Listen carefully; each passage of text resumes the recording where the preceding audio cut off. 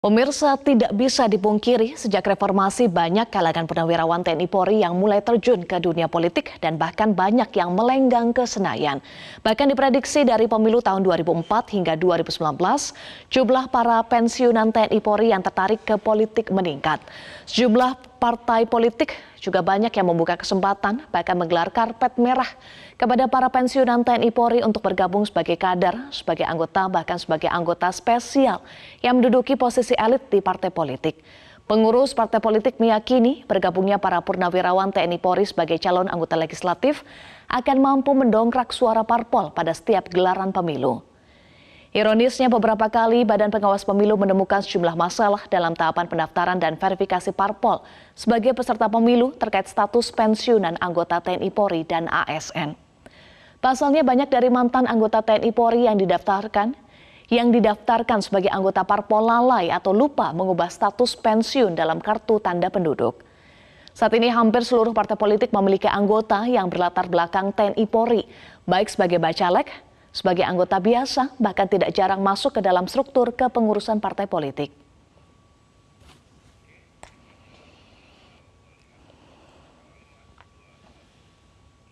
Pemirsa, fenomena pensiunan atau purnawirawan TNI Polri bergabung ke partai politik dan bahkan jadi calon anggota legislatif bukanlah hal baru. Namun memang kenyataannya atau nyatanya meningkat seiring dengan makin terbukanya partai politik terhadap semua unsur masyarakat. Lantas apa sebenarnya faktor partai politik tertarik menggandeng para purnawirawan TNI Polri? Benarkah akan berdampak signifikan terhadap suara parpol? Kita akan diskusikan bersama dengan psikolog politik Hamdi Muluk. Selamat pagi. Pak Hamdi, salam sehat Pak. Selamat pagi Mbak Eva, salam sehat semua, salam Baik. Indonesia. Baik, salam Indonesia. Baik, sebelum kita akan bahas lebih jauh soal fenomena purnawirawan yang terjun ke dunia politik, kita bahas dulu yang baru saja purna tugas nih. Pak Hamdi, sudah pernah tugas sebagai Panglima, kemudian elektabilitas meningkat dan pernah dinominasikan oleh Partai Nasdem sebagai Capres. Bagaimana peluang Andika Perkasa untuk terjun ke dunia politik, Pak Hamdi?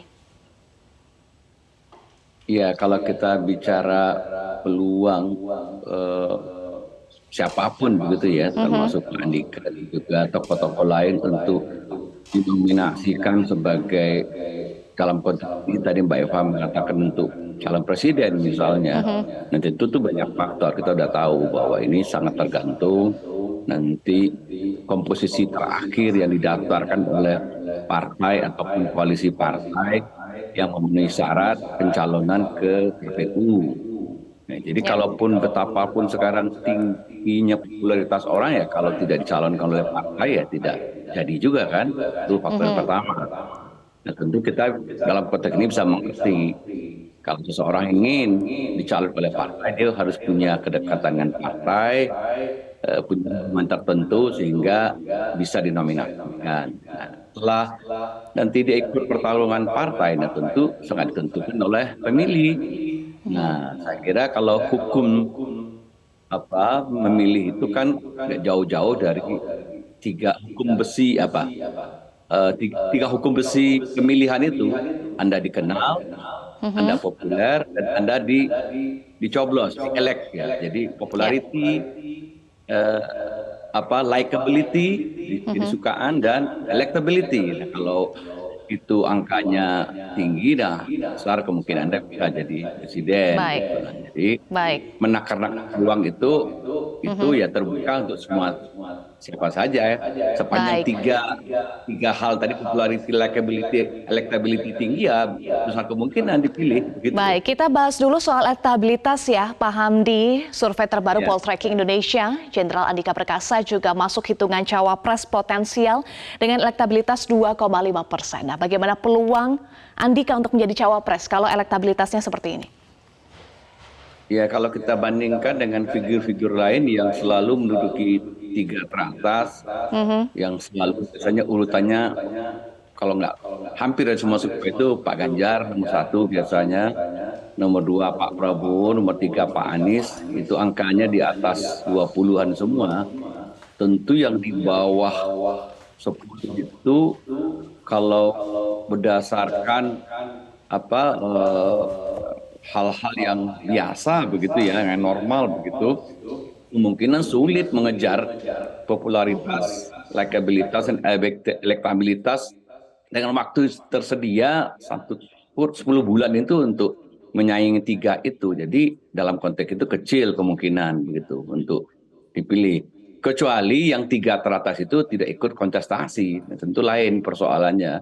Baik. Ya sesama yang elektabilitasnya kecil-kecil, 2,5, 3,5, 4,5 bisa bertarung dengan di level yang sama gitu. Kalau cawapres, Pak Hamdi.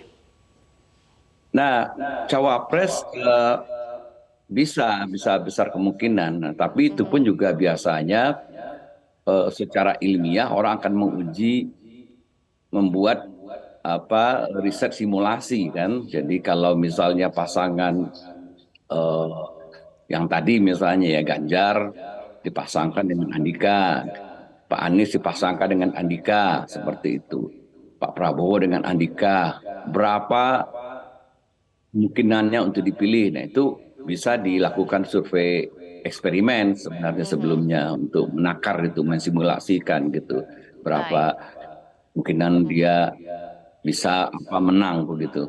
Mhm. Selain elektabilitas, Anda juga sampaikan di awal tadi ada kedekatan dengan partai politik. Apakah artinya Ya, untuk terjun ke dunia politik harus masuk ke partai politik untuk punawirawan, Pak Hamdi? tentu begitu logikanya begitu. Mhm. Karena kita tahu menurut undang-undang pihak yang memang hanya ya kita tidak dalam dalam dalam undang-undang tidak dibuka kemungkinan eh, maju untuk kontestasi presiden dari calon perseorangan. Itu jelas diatur undang-undang, hanya hak partai politik dan gabungan partai politik yang memenuhi syarat pencalonan bisa mencalonkan calon presiden dan wakil presiden. Nah, jadi tentunya orang yang ingin ikut menjadi calon presiden dan wakil presiden ya harus kanalnya lewat partai politik, nggak ada kemungkinan lain. Baik. Baik. Nah, kalau hal lainnya soal masuk ke kabinet, kalau kita lihat ya, Pak Hamdi, sejumlah purnawirawan menjadi menteri di kabinet, sebut saja Hadi Cahyanto, Luhut Binsar Panjaitan, Prabowo Subianto. Sebelumnya juga ada nama Fahru Rozi dan juga Wiranto. Apakah juga terbuka peluang Andika untuk menambah daftar purnawirawan yang menjadi menteri? Oh ya, itu tergantung nanti eh, hak prerogatif presiden untuk mengangkat siapa saja menjadi pembantunya dalam kabinet atau menteri-menteri itu. Nah, itu tergantung presiden nanti gitu loh. Nah, tapi mungkin menurut saya isu yang publik ingin sebenarnya minta kejelasan dalam konteks kita berbangsa bernegara adalah pertama, ketika seorang purnawirawan TNI Polri terjun ke politik, ya, isunya adalah apakah diperlukan jeda waktu.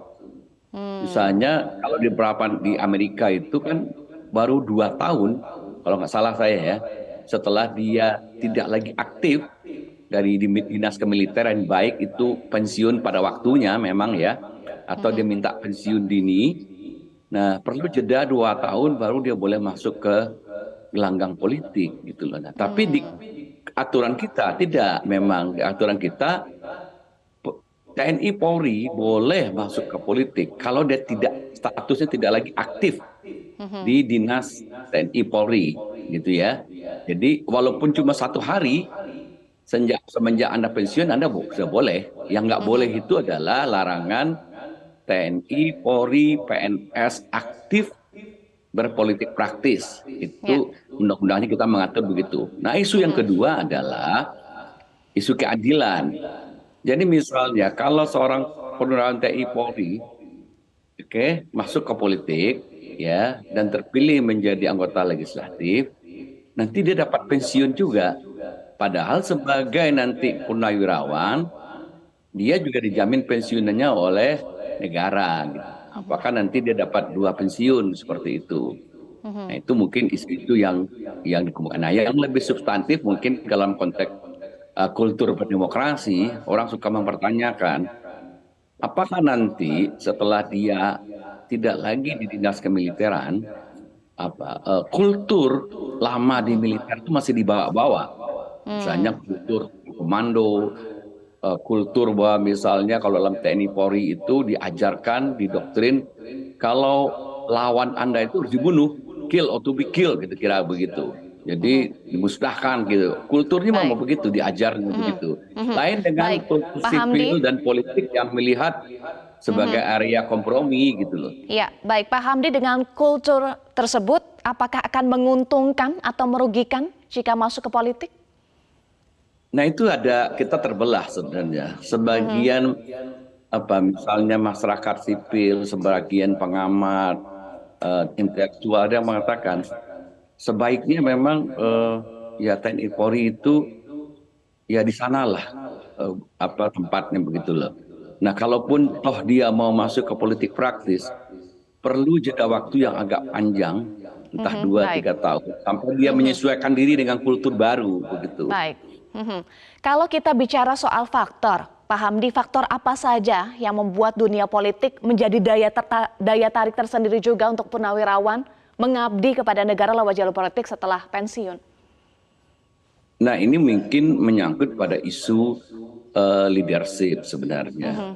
Jadi dianggap misalnya bahwa walaupun dalam kultur yang berbeda ya, kultur yang diajar lebih tarik komando, lebih mungkin katakan powernya besar gitu, diajar untuk power gitu ya, untuk katakanlah ada yang agak skeptis mengatakan kultur TNI itu kan lebih otoritarian ya, lebih otoriter gitu ya, ketimbang kultur masyarakat sipil. Nah, tapi misalnya ada yang mengatakan, nah sebenarnya legitimate, sah saja TNI Polri itu masuk ke dunia karena mereka juga punya leadership gitu loh.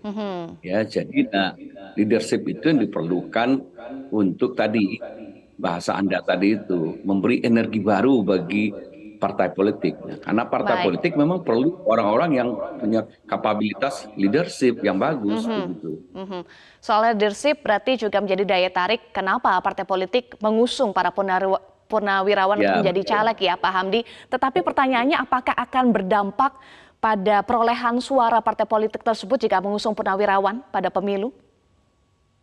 Belum tentu.